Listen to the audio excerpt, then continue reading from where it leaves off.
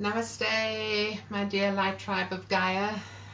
This is my first Facebook Live transmission.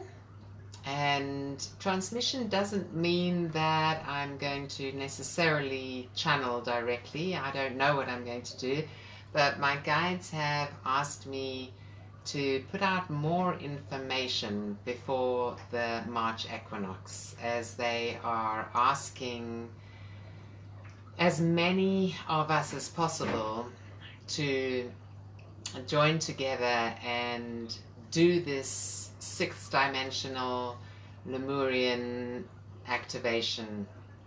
It's on YouTube, it's called meditation, because this is a trick that my guides have had for many years, is to call something a meditation.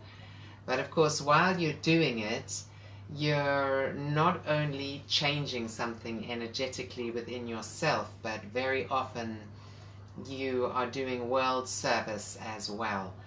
Not only world service in terms of going out and doing grid activation work in sacred sites, or doing healing on people or groups of people in an obvious kind of way, but world service in terms of making the energetic changes that are needed within yourself, that change you in such a way that you automatically change the others around you and everything else in your world and on the planet. We all know about this butterfly effect, where the fluttering of the wings of the butterfly affects everything in the whole world. The most subtle change within you will affect so much more than you can even imagine. So imagine when hundreds of thousands of people get together to do a specific thing. This is not a new concept. There have been worldwide peace meditations, for instance, and people setting up things to happen once a month, once a week, every Sunday at a particular time, because it was discovered quite some time ago that the power of many people combined together with a single intention, or moving into a particular frequency, can have a massive global effect. So I have put up on YouTube recently a transmission which is called Sixth Dimensional Lemurian Activation Meditation. And as is often the case, it's an activation that affects you when you do it, and that activation also affects others. And in this case, it's very particular, the steps that you go through. So as these days go by in the lead up to the equinox, I'm going to explain more about the steps that were given through the Star Councils of Light, so that you really understand what you're doing. If you are leading a group, for instance, it doesn't have to be that you play the recording that has my voice and the guides and everything. You could do that, there would be no problem about doing that, but as a leader you can facilitate the steps in your own way if you understand the steps correctly. So if you look on my website under the newsletters or under the free meditations, you'll find this transcript, a written transcript of the sixth dimensional Lemurian activation.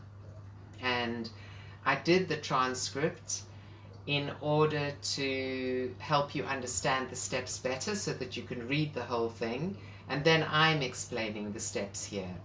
So number 1, 2, and 3 in that process are all about activating the One Heart.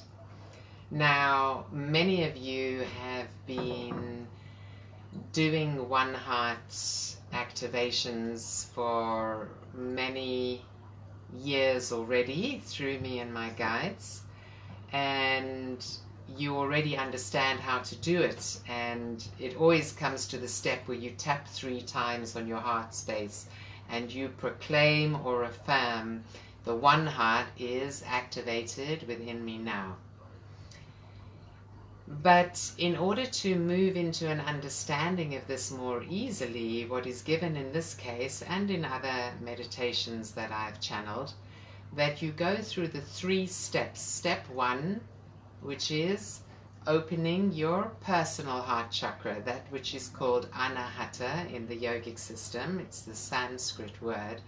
And even uttering the word itself, Anahata, it's a very peaceful sound. All of the R sounds are sounds that open the heart.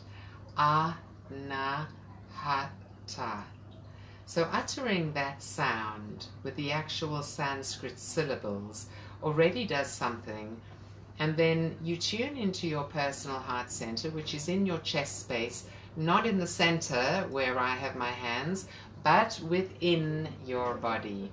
Not as far back as your spine, but if your spine is like this and is closer to the back of your body, the chakras are like this in front of them.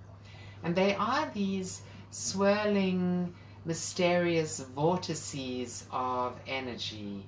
The word chakra means wheels, because wheels turn around. So it was the Sanskrit way of bringing the sense of motion into your understanding of the energy centers. And the energy centers are not mysterious, woo-woo, mystical things. It's not a concept which is mystical and which you can't get your hands on. They are centers that, with a bit of practice, you very easily can tune into. Just one moment, somebody's knocking. I'm in Egypt and I have a group of 30 with me, so I'm just taking time off.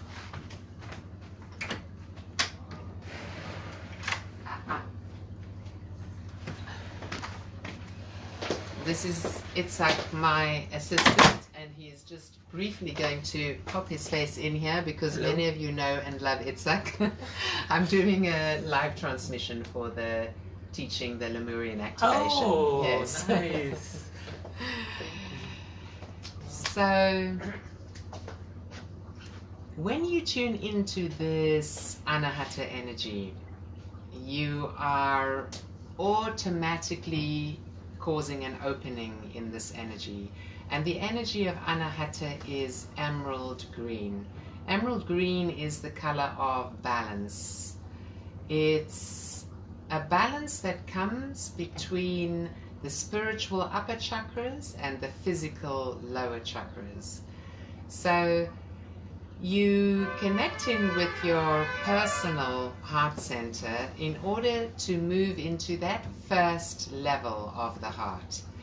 And this is the center from which you... The sound in the background has to do with the presidential event in No, we're leaving now. Egypt. Oh, we're leaving. We're leaving now on the boat. Okay. Warning, get back on the boat, else you're going to miss the cruise. So, when you tune into Anahata, you are tuning into the center from which you relate to the other people that are close to you. Whether these are partners, children, parents, if it has to do with blood family or friendships or love relationships, it's that personal center from which you relate to the people that you're close to. And if you think about how many times you've been hurt in relationships, how many times you've been wounded, how many times you felt that you give more than you receive, or this actual knowledge within you that it's easier for you to give than receive, which is a kind of a new age spiritual hang up that it's like, yes, give, I'm a healer, I'm always giving, but when do I receive?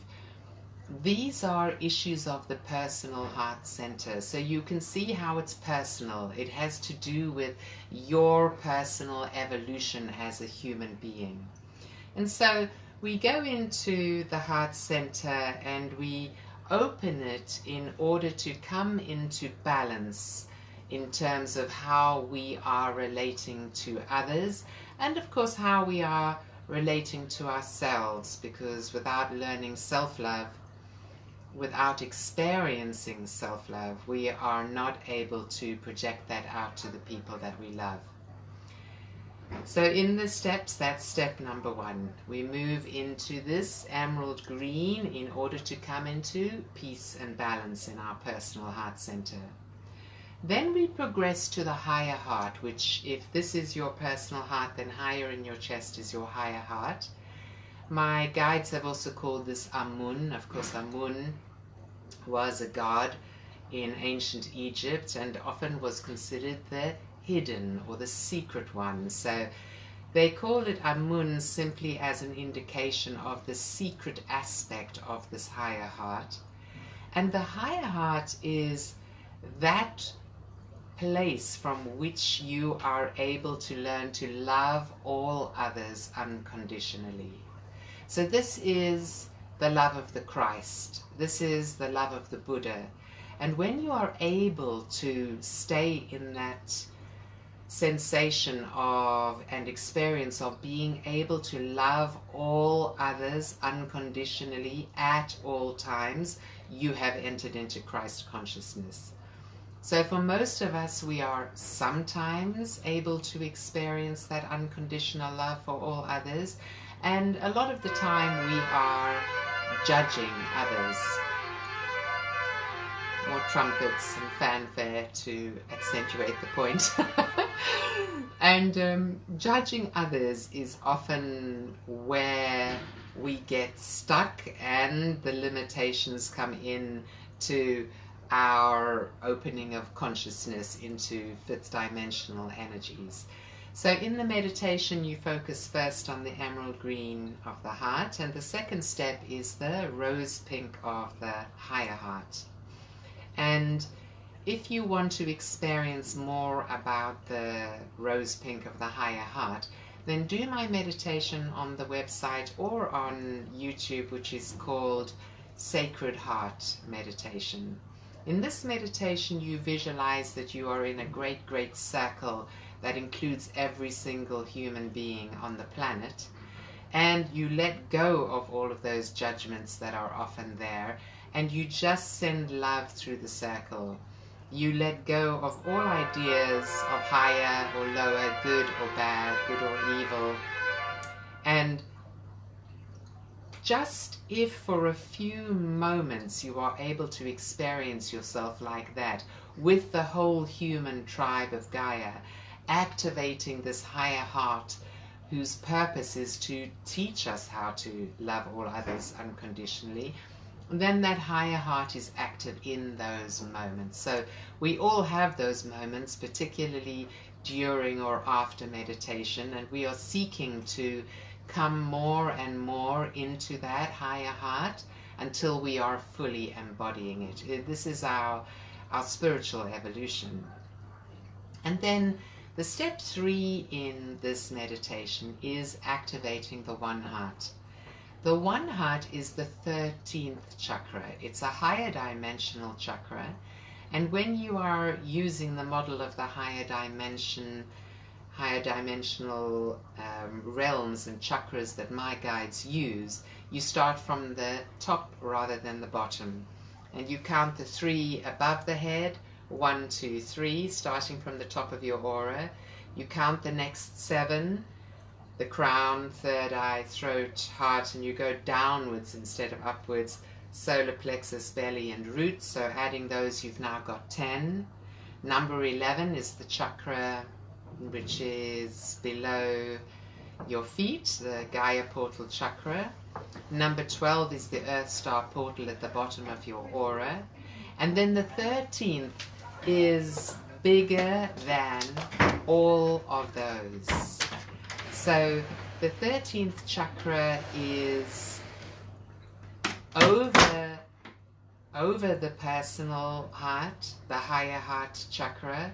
It is greater than both of those, and it is over both of them. So it would be like going, if you were touching in with your personal heart, it would be here. If you were touching in with your higher heart, it would be here. And if you're touching into your one heart, the hands are on top of each other. And my guides have also given the one heart chakra. They're very playful with these new age mudras.